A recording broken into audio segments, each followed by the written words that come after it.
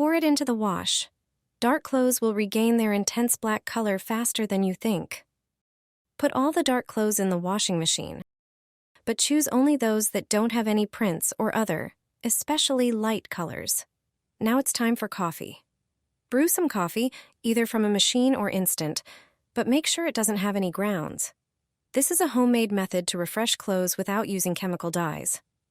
Add the coffee to the detergent compartment of the washing machine, or pour a cup of coffee directly onto the laundry. As usual, add your regular laundry detergent and start the washing machine. Coffee helps darken black and brown clothes. This beverage acts as a natural dye, reviving colors, especially on dark fabrics. It can also help maintain the color intensity, preventing it from fading. Start the washing machine, and that's it. You will definitely notice a difference. The clothes will be as black as new.